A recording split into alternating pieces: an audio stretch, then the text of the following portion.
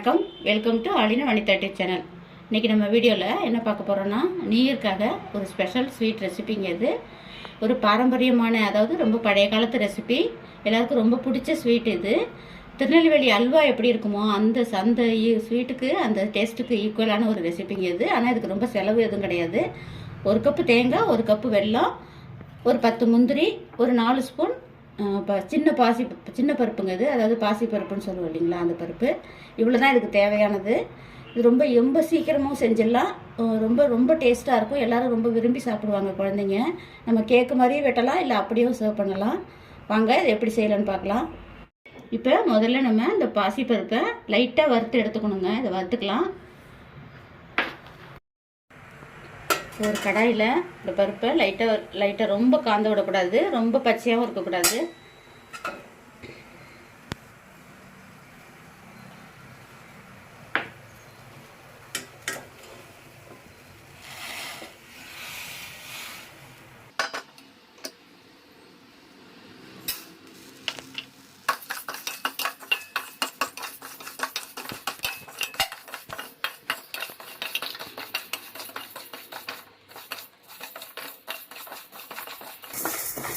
அடுப்பை ஸ்டவ்வை கொஞ்சம் சிம்மில் வச்சே வறுத்துக்கோங்க. கையில் வச்சிங்கன்னா பருப்பு காந்துடும்.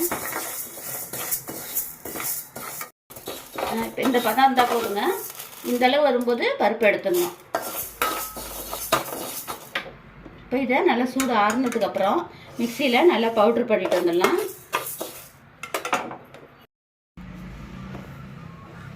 இப்போ நம்ம இப்போ எடுத்த பயத்தம்பரு பாசிப்பருப்பை நம்ம வறுத்ததை ஆற வச்சு நம்ம பொடி பண்ணிட்டோம். இங்கே பாருங்கள், இப்போ இந்த அளவு இருக்கணும். பொடி பண்ணது இந்த அளவு இருக்கணும். இதோடையே சேர்த்து நம்ம தேங்காவை நல்லா நைய தண்ணி ஊற்றி நைஸாக அரைச்சிக்கலாங்க. ஒரு 2 டைம் சின்ன ஜாரில் போட்டிங்கன்னா 2 டைம் அரைச்சிக்கலாம், இல்லை பெரிய ஜார்லேயே போட்டுக்கலாம். நான் சின்ன ஜாரில் போட்டிருக்கேன். இப்போ இந்த பருப்போடையே சேர்த்தே நம்ம இந்த தேங்காவை நம்ம தண்ணி ஊற்றி அரைக்க போகிறோம். தண்ணி ரொம்ப ஊற்றிடாதீங்க, கொஞ்சம் கொஞ்சமாக ஊற்றி நல்லா மைய நைஸாக அரைக்கணும்.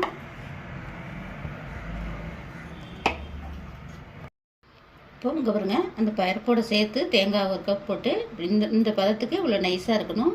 இந்த அளவுக்கு தண்ணி ஊற்றி, அதாவது இங்கே பாருங்கள் இந்த அளவுக்கு இருக்கணும். இதை ஒரு கப்பில் மாற்றிக்கோங்க.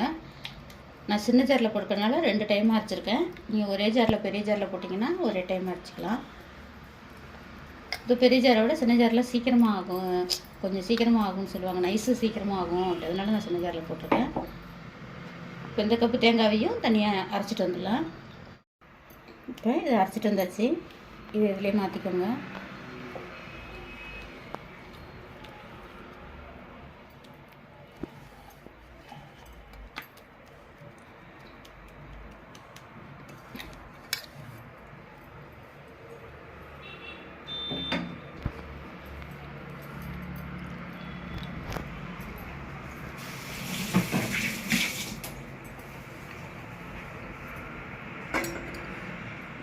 பாருங்கள் எவ்வளோ இருக்குன்னு. இதை நல்லா மிக்ஸ் பண்ணிக்கலாம். நம்ம ஏற்கனவே பருப்பு போட்டு அரைச்சது, பருப்போடு சேர்த்து தேங்காய் அரைச்சது, தனியாக தேங்காய் அரைச்சது எல்லாம் மிக்ஸ் பண்ணிக்கோங்க.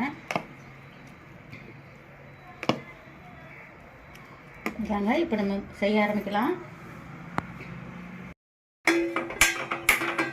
இந்த மாரி ஒரு கடாய் எடுத்துக்கோங்க. குக்கர்லாம் தேவையில்லை. மாரி ஒரு கடாயில் சும்மா ஒரு ஸ்பூன் நெய் போட்டிங்கன்னா போதுங்க. ரொம்ப நெய் தேவையில்லை. இதுக்கு ரொம்ப நெய் செலவாகாது, கொஞ்சம் போட்டிங்கன்னா போதும். இப்போ இந்த தேங்காவை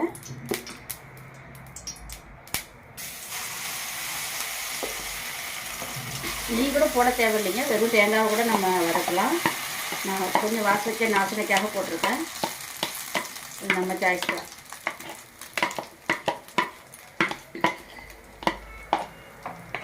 அடுப்பை ஸ்டவ்வை வந்து சிம்மிலே வச்சுக்கோங்க, கையில் வைக்கக்கூடாது. இதனால நம்ம கிண்டிகிட்டே இருக்கணுங்க. நம்ம அல்வா கிண்டுவோம் இல்லைங்களா, ஆனால் அவ்வளோ டைம் எடுக்காது. அல்வா மாதிரி அவ்வளோ டைம் எடுக்காது.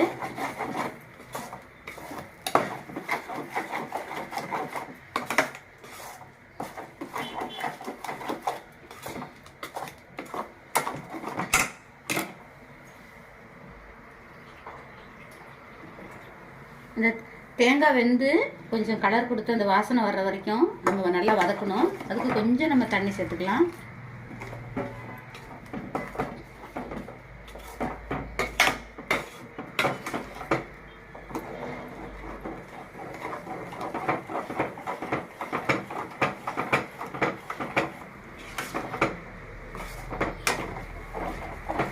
கொஞ்சம் பாதி வதங்கி கொஞ்சம் தேங்காய் வெந்ததுக்கு அப்புறம் நம்ம வெல்லத்தை போட போகிறோம். வெல்லம் வந்து மண்ணுள்ள, நான் என்னோடது வந்து மண் இல்லாத வெல்லம், மண் கிடையாது இந்த வெல்லத்தில், அதனால நான் அப்படியே போட்டுருவேன்.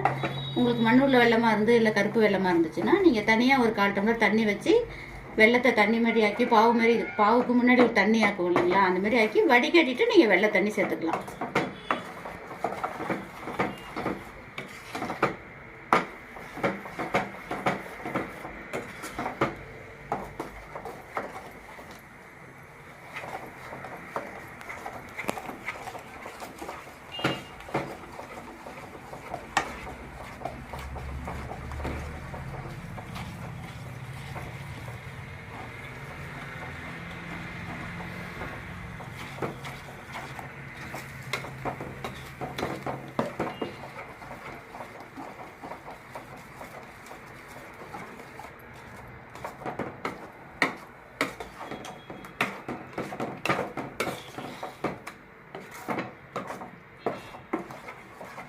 இது வந்து நம்ம நியர் கேக்கு மாதிரியும் வெட்டலாங்க, அப்படியும் சர்வ் பண்ணலாம். நீங்கள் பிளேட்டில் கொட்டி ஃப்ரீசரில் வச்சுட்டிங்கன்னா அப்படியே ஒரு 1 hour கழிச்சு எடுத்திங்கன்னா நீங்கள் அப்படியே கொட்டினீங்கன்னா கேக்கு மாதிரி இருக்கும்.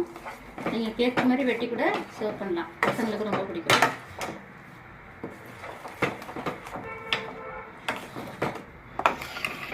இப்படி போனால் ஒரு 10 minutes கிண்டினாலே போதுங்க. இப்போ நம்ம வெல்லத்தை சேர்த்துடலாம். இப்போ நம்ம வெல்லம் சேர்த்துடலாம்.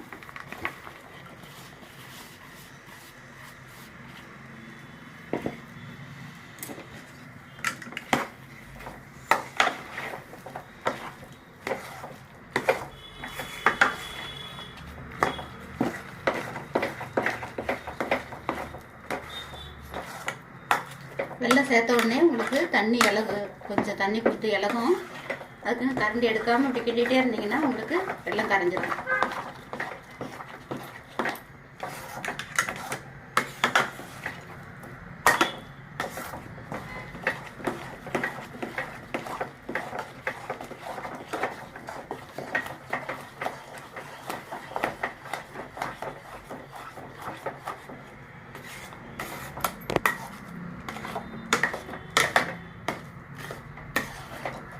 இந்த திரட்டுப்பால் பாதம், அந்த பதம் வரும்போது நல்ல வாசனை வருங்க. அந்த வாசனையும் கலரும் மாறிடுச்சுன்னா நீங்கள் இறக்கிடலாம்.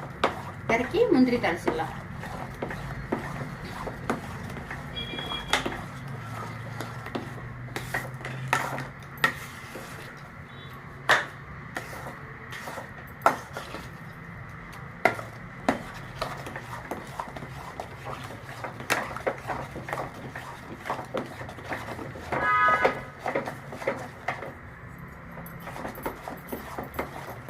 இப்போ நிறைய செய்கிறவங்கலாம், இப்போ நான் வந்து ஒரு தேங்காய் நம்ம கொஞ்சமாக செய்கிறதுனால, ஒரு கோகனட் மட்டும் போட்டுக்கிறதுனால நம்ம கடையில் செய்கிறோம்.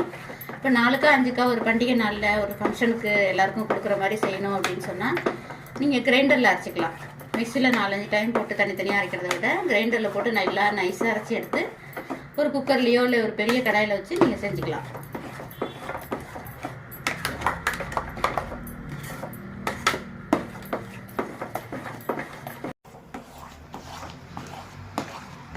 இந்த மாதிரி சிம்மிலே வச்சு கரண்டி எடுக்காமல் கிண்டிட்டு இருக்கணும்.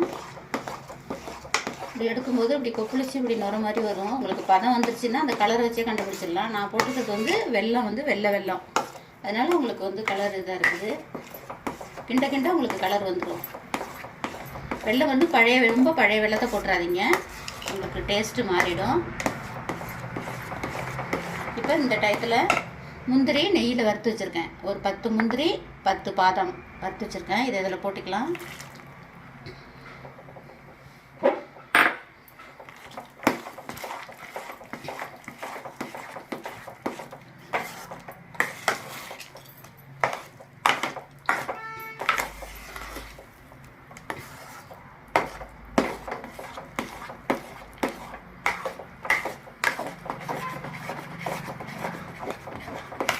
நெய் ரொம்ப ஊற்ற வேண்டாம். ஊற்றுனீங்கன்னா உங்களுக்கு திரட்டுப்பால் வாசனை மாறிடும். நெய் தாளிக்கிறதுக்கு மட்டும் ஊற்றினா போதும். ஃபஸ்ட்டு நம்ம தேங்காய் வதக்கும் போது ஒரு 2 ஸ்பூன் ஊற்றினாங்கன்னா போதும்.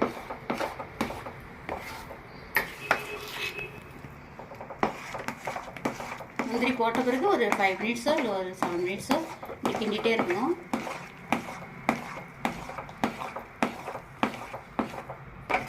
இப்போ நீங்கள் கேக்கு மாதிரி போடணுன்னா ஒரு பிளேட்டில் இல்லைன்னா கேக் வெட்டுற பிளேட் வச்சுருந்தீங்கன்னா அதில் கொஞ்சம் லைட்டாக நெய் தடவி அதில் கொட்டி அப்படியே ஃப்ரீசரில் வச்சுருங்க. அப்படியே அமைக்கி கேக் வெட்டுற மாதிரி அமைக்கி ஃப்ரீசரில் வச்சுருங்க. ஒரு 1 hour எடுத்துக்கிட்டு பார்த்தீங்கன்னா நீங்கள் கேக் வெட்டிக்கலாம்.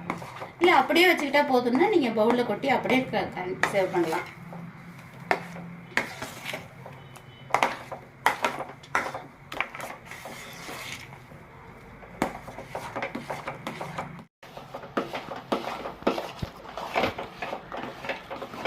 இந்த பதம் இருக்கும்போது போதுங்க. உங்களுக்கு கலர் வந்துடுச்சு, அந்த கேக் வெட்டுறதுக்குள்ள டைட்னஸ் வந்துடுச்சு, போதும். அப்படியே இறக்கி நீங்கள் ஸ்டவ் ஆஃப் பண்ணிவிடுங்க. ஆஃப் பண்ணி இது ஒரு பிளேட்டில் கொட்டிடலாம். இப்போ பிளேட்டில் நம்ம கொஞ்சம் கொட்டுறதுக்கு முன்னாடி நம்ம கேக் வர்றதுக்கு கொஞ்சம் பிளேட்டில் நெய் தடைக்கோங்க. அப்போ தான் நம்ம கொட்டும்போது கொஞ்சம் கேக்கு கரெக்டாக வரும் வெட்டுறதுக்கு.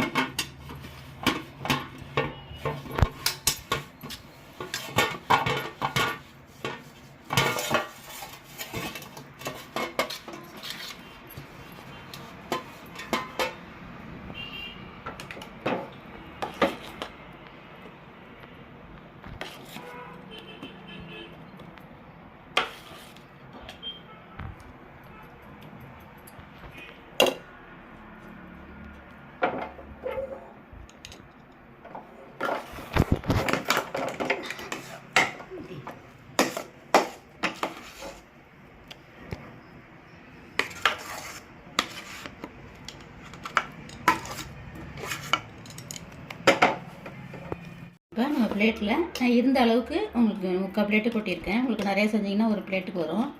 உங்களுக்கு கேக் வெட்டுற பிளேட்டு, அல்வா பிளேட் வச்சுருந்தீங்கன்னா அதில் கூட கொட்டிக்கலாம். இப்போ இது வந்து அப்படியே ஃப்ரீசரில் கரெக்டாக ஒரு 1 hour வச்சுருங்க. 1 hourக்கு அப்புறம் எடுத்திங்கன்னா நம்ம கேக் வெட்டிக்கலாம். இப்போ 1 hour ஆகிடுச்சிங்க. பால் நம்ம ஃப்ரீசரில் வச்சு எடுத்து 1 hour ஆகிடுச்சி. 1 hour கரெக்டாக 1 hour முடிஞ்சு நம்ம எடுத்துடலாம். இப்போ நம்ம கேக் மாதிரி வெட்டி எடுத்துடலாம்.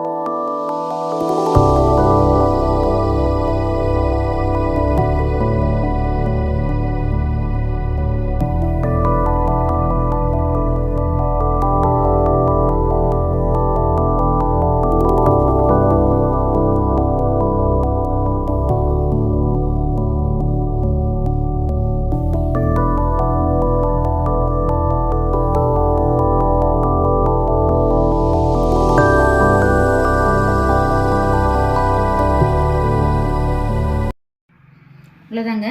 நான் 2 மூடி தேங்காவுக்கு 2 மூடி ஒரு தேங்காவை, சின்ன தேங்காவுக்கு 2 மூடி தேங்காவுக்கு உங்களுக்கு இவ்வளோ கேக் வந்திருக்கு. இது ரொம்ப சிம்பிளாக, ரொம்ப சீக்கிரமாக, ரொம்ப டேஸ்ட்டாக இருக்கக்கூடிய ஒரு ஸ்வீட் ரெசிபி இது. நீங்கள் அப்படியே சேவ் பண்ணலாம். இந்த மாதிரி ஃப்ரீசரில் 1 ஹவருக்கு எடுத்ததுக்கப்புறம் இப்படி கேக்கு மாதிரி வெட்டி சேவ் பண்ணலாம். கேக்கு எப்படி கையில் ஒட்டாமல் எப்படி இருக்குது பாருங்கள். இதில் ரொம்ப நெய் செலவு கிடையாது. வெறும் 1 கப்பு தேங்காவும் 1 கப்பு வெல்லம் மட்டும்தான்.